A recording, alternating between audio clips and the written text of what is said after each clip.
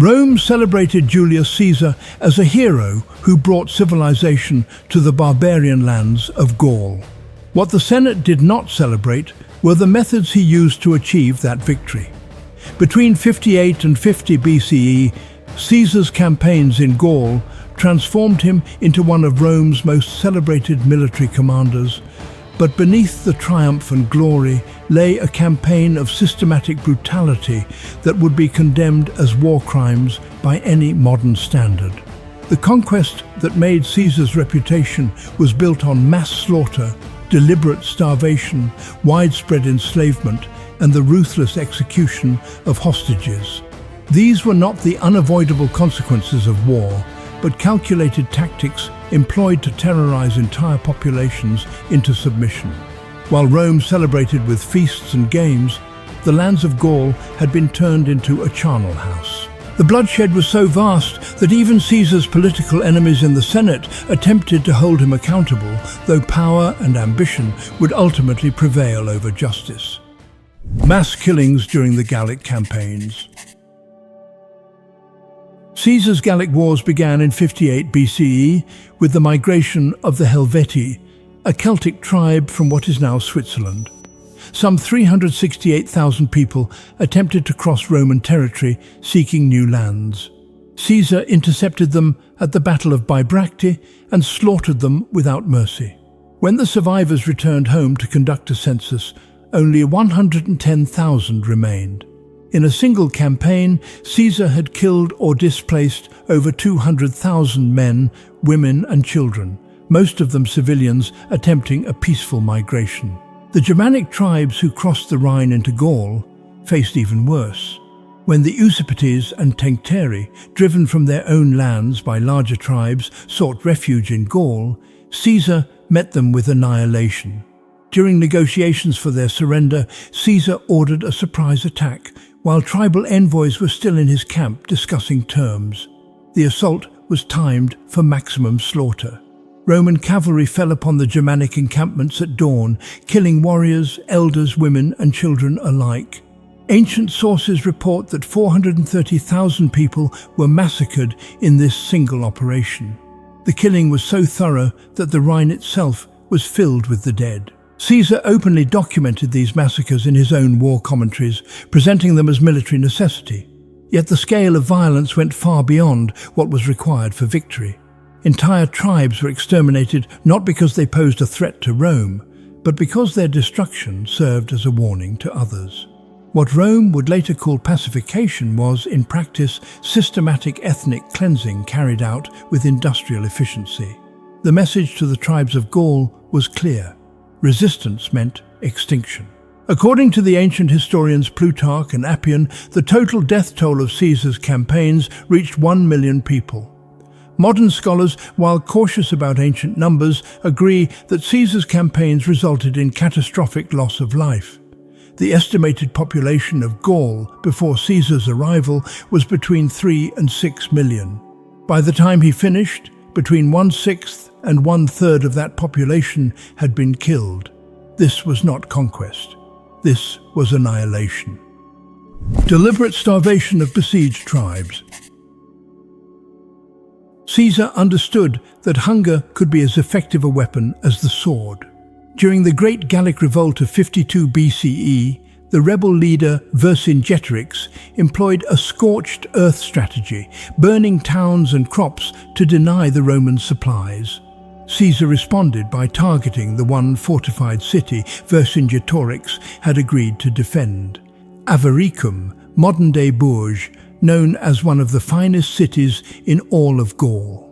The siege that followed would demonstrate Caesar's willingness to weaponize starvation against civilian populations. Avaricum was naturally defended by rivers and marshlands with only one narrow entrance. Caesar's forces constructed massive siege works while Vercingetorix's army remained camped 15 miles away, harassing Roman supply lines. For 25 days, both armies endured hardship. The Romans ate only meat, a rarity for legionaries accustomed to grain. Yet Caesar refused to lift the siege, knowing that the 40,000 people trapped inside Avaricum would run out of food long before his disciplined troops broke. The situation inside the city became desperate. Refugees from surrounding areas had crowded into Avaricum seeking protection, straining already limited supplies. Women, children, and the elderly slowly starved while the warriors watched helplessly from the walls. When Roman siege towers finally breached the defenses during a rainstorm, the legionaries, frustrated by weeks of hunger and hardship, showed no mercy. Caesar's own account records that his troops killed all 40,000 inhabitants. Only 800 managed to escape. The city that had been praised as the jewel of the Besieged tribe became a mass grave. The massacre at Avaricum was not an unfortunate consequence of siege warfare. Caesar had deliberately chosen to starve the population into weakness before launching his assault. The targeting of civilian food supplies, the refusal to accept surrender, and the wholesale slaughter that followed all demonstrated a calculated brutality designed to break the will of the Gallic resistance. It worked. The horror of Avaricum echoed throughout Gaul as a warning of what awaited any tribe that dared resist Rome. Enslavement of surrendered populations. The ancient sources are unanimous. 1 million Gauls were sold into slavery during Caesar's campaigns. This staggering figure represents not the casualties of battle, but the deliberate enslavement of defeated populations who had surrendered or been captured. Slavery was the fate awaiting those who survived Caesar's conquests, and it served both economic and strategic purposes. After the Veneti, a powerful maritime tribe, were defeated in a naval battle in 56 BCE, Caesar ordered the execution of their entire council of elders and sold the rest of the population into slavery. When the Atuatuci surrendered after a siege, Caesar accepted their capitulation and then promptly enslaved all 53,000 survivors, selling them in a single lot to slave traders who followed the Roman army. The conquered peoples of Gaul became commodities, distributed to Caesar's soldiers as rewards or auctioned off to enrich his war chest. The economic motivation behind this mass enslavement was significant. Roman generals were expected to share the proceeds from the sale of captives with the Senate, but Caesar's own commentaries conveniently omit any mention of these transactions. By recording in his reports that prisoners had been killed rather than enslaved, Caesar could keep the profits for himself and his troops. This deception allowed him to fund his campaigns while enriching his legionaries, ensuring their loyalty. The dispersal of enslaved Gauls throughout the Roman Empire served a strategic purpose beyond profit. By scattering defeated tribes across the Mediterranean world, Caesar ensured they could never reunite or return to their ancestral lands. Entire communities were torn apart, their languages and traditions erased as they were absorbed into Roman households, mines, and estates. For the Gauls, enslavement meant not just loss of freedom, but the obliteration of their identity and culture. Execution of hostages for political leverage. Caesar's use of hostages reveals the calculated cruelty underlying his Gallic campaigns. When tribal leaders met with Caesar to discuss alliances or terms of surrender, he routinely seized their children as insurance against betrayal. Any tribe that wavered in its loyalty saw their children imprisoned or executed. This systematic use of hostage-taking transformed negotiation into extortion and alliance into subjugation under threat of violence. The treatment of Vercingetorix, the Gallic leader who united the tribes in their final stand against Rome, exemplifies Caesar's ruthless approach to defeated enemies.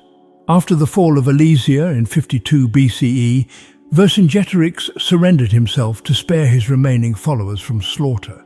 He was immediately placed in chains and transported to Rome, where he would spend the next 6 years imprisoned in the Tullianum, a dark underground cell reserved for Rome's most dangerous enemies. Vercingetorix was kept alive for one purpose: to be displayed at Caesar's triumph. When Caesar finally celebrated his victories in 46 BCE, The Gallic chieftain was paraded through the streets of Rome in chains, exhibited to the crowds as proof of Caesar's conquest. After the procession ended and the cheering crowds dispersed, Vercingetorix was taken back to the Tullianum and executed in the Tullianum. His body was denied burial, his name to serve as a warning to any who might challenge Roman power. The fate of lesser hostages was equally grim. At Uxellodunum, the last stronghold of Gallic resistance, Caesar made a deliberate choice to terrorize rather than slaughter. After the city surrendered due to lack of water, Caesar ordered that all the defenders be mutilated as punishment. These mutilated survivors were then released to wander Gaul, living proof of what happened to those who defied Rome.